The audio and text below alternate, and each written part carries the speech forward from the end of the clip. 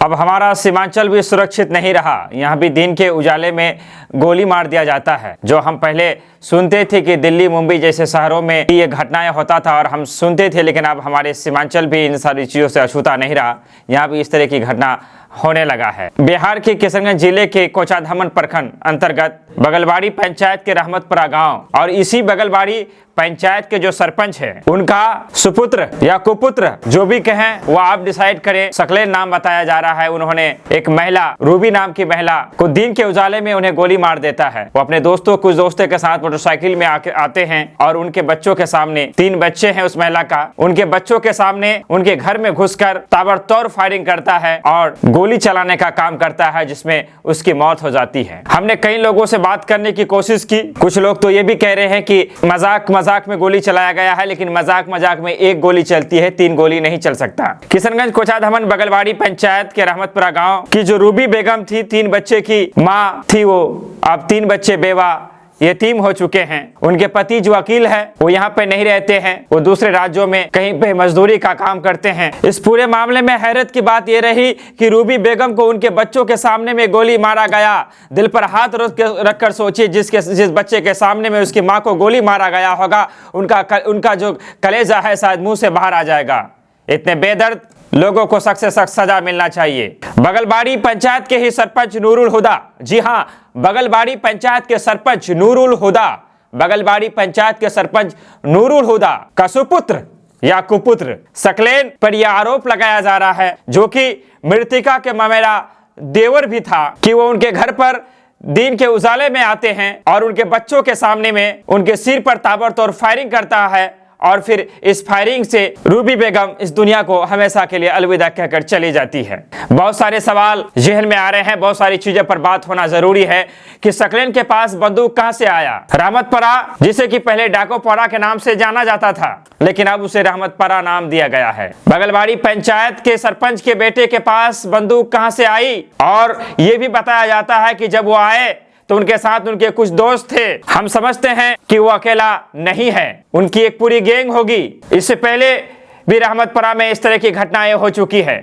कौन सा ऐसा गैंग वहां पे पनप रहा है, प्रशासन को इस पर तजवीज करना होगा। सिर्फ सकलेन की गिरफ्तारी से मामला खत्म नहीं हो सकता है। अगर सकलेन को सजाए मौत दे दिया जाए उसके बाद भी ये मामला खत्म नहीं होता है। मामला बनता है कि बार बार इस तरह की घटनाएं हो क्यों रही है। सकलेन के पास बंदूक कहां से आया, उसे बंदूक सप्लायर किसने किया, क्या सरपंच पुत्र होने का नाजायज फायदा उठाया जा रहा है। जब एक सरपंच के बेटे के पास बंदूक हो सकता है तो ऐसे हमारे प्रतिनिधियों के, जो भी इस माइंड के प्रतिनिधि है, हमारी जनता का फर्ज बनता है, जो लोग अपने आप प्रतिनिधि होने का गलत फायदा न पाते हो वो बंदूक रखने का काम करते हैं और हमारी जनता को परेशान करने का काम करता है। खुले मंच में ऐसे प्रतिनिधियों के नाम लेने की आज जरूरत है। तमाम तरह प्रतिनिधियों की जांच होनी चाहिए। कहीं ऐसा तो नहीं किसी और सरपंच का बेटा के पास बंदूक है और फिर कल से कोई मजाक करे, किसी से कहा सुनिया आ जाए और वह सरपंच, मुखिया समिति, जिला परिषद का बेटा आए और गोली मार कर चले जाए। क्या हराम की कमाई में इतनी बड़ी ताकत होती है। आज तमाम तर प्रतिनिधियों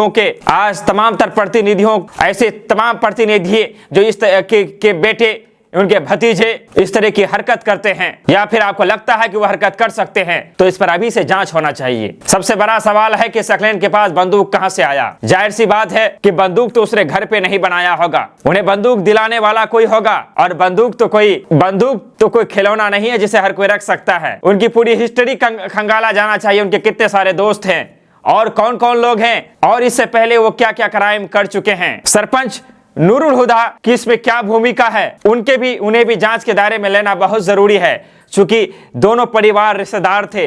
ऐसा हो सकता है कि कोई जमीनी विवाद हो या कोई सारी और बड़ी विवाद हो जिसका फायदा लिया गया हो। कहना कहीं मन में ऐसा भी हो सकता है कि हम सरपंच हैं, हम प्रतिनिधि हैं, हम बहुत बड़े हैं और हमने किसी को गोली भी मार देंगे तो हमरे के कौन का बिगाड़े बा। इस तरह की मानसिकता वाले लोग होते हैं। रहमतपुरा की ये कोई पहली घटना नहीं है, इससे पहले भी कई बार उस जगह पे इस तरह की घटना को देखा गया है। बड़ी हैरत और ताज्जुब वाली खबर निकल कर सामने आया।